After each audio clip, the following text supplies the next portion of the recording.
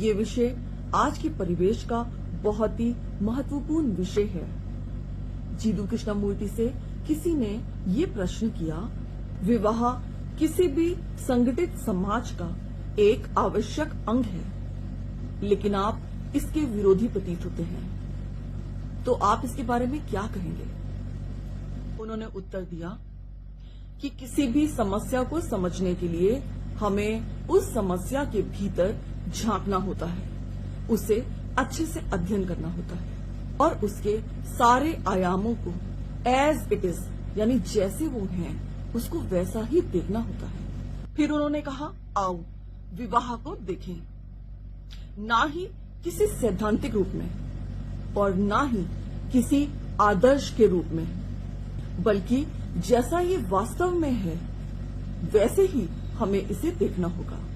यदि आप इसे एक सुंदर कल्पना में ढक देंगे तो कुछ नहीं कर पाएंगे, लेकिन यदि आप इसे ज्यों का त्यों जैसा ये है इसकी नैसर्गिकता में इसे देखेंगे तो शायद कुछ कर सकें। वास्तव में क्या होता है, जब मनुष्य युवा होता है तो उसकी जैविक यौन प्रेरणा बहुत प्रबल होती है।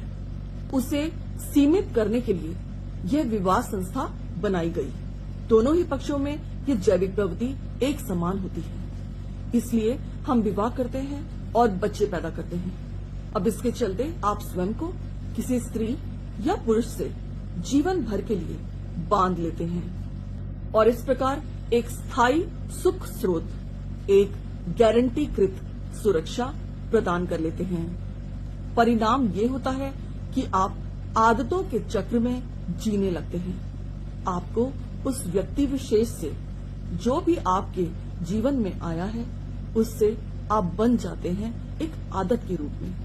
वह आपकी आदत बन जाती है और आदत ही विघटन है, आदत ही डिसॉल्यूशन है।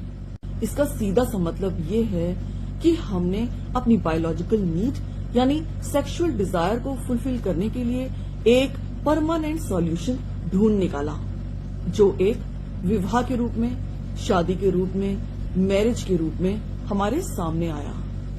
फिर वे आगे कहते हैं कि अब इस जैविक यौन प्रेरणा को समझने के लिए अत्यधिक बुद्धिमत्ता की जरूरत होती है, समझदारी की जरूरत होती है, और हमें बुद्धिमान होने की शिक्षा तो दी ही नहीं जाती।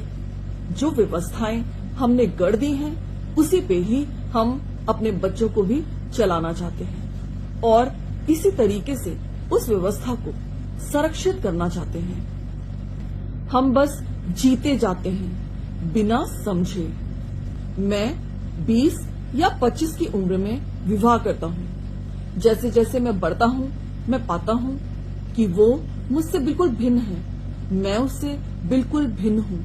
उसकी रुचियां बिल्कुल अलग हैं, मेरी रुचियां बिल्कुल अलग हैं और ऐसे में हमारे बच्चे हो जाते हैं। ये कितनी अजीब बात है। इस प्रकार मैंने एक ऐसा संबंध बना लिया जिसका महत्व मैं जानता ही नहीं है। जब दो व्यक्तियों में सच्चा प्रेम होता है तो वह बिल्कुल अटूट होता है, ना ही आदत पर आधारित और ना ही किसी सिद्धांत पर आधारित, ना किसी सुविधा पर आधारित और ना ही किसी यौन प्रेरणा पर। प्रेम का अर्थ है आत्मज्ञान, स्वयं को जानना।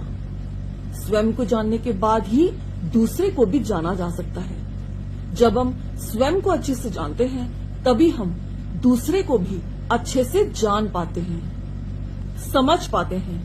प्रेम आदतन नहीं होता, प्रेम ताजा है, नया है, ना कि मात्र तृप्ति या सुविधा। पर क्या आप अपने पति को या पत्नी को ऐसे प्रेम से देखते हैं? नहीं, आप अलगाव में जीते हैं। आप अपने अलगाव में जीते हैं और वह अपने अलगाव में। आप केवल शारीरिक संबंध को ही संबंध मान बैठते हैं और जब संबंध केवल आदत, केवल यौन संतोष पर आधारित हो जाता है तब वह मृत हो जाता है तो समझाने के लिए वे कहते हैं जब किसी व्यक्ति की आय निश्चित हो जाती है तो उसका मन शिथिल हो जाता है। क्या आपने देखा नहीं? तो संबंध मृत हो जाता है, उसमें प्रेम नहीं होता, वह केवल आदत बन जाता है। और आदत ही विघटन है, आदत ही डिसॉल्यूशन है, और आदत ही हमारे जीवन का ह्रास है।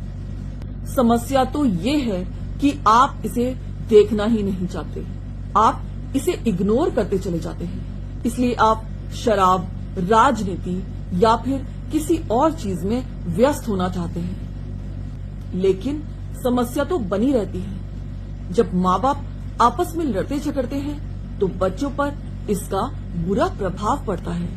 इसलिए विवाह यदि केवल आदत है, केवल यौन सुख की गारंटी है, तो वह विघटनकारी है, क्योंकि प्रेम कभी आदतन नहीं होता।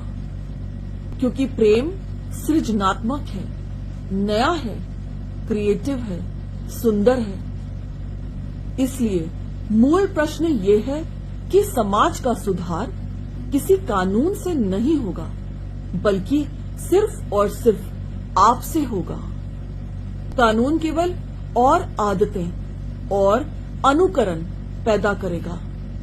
परिवर्तन के लिए तो आपको स्वयं जिम्मेदारी लेनी ही होगी।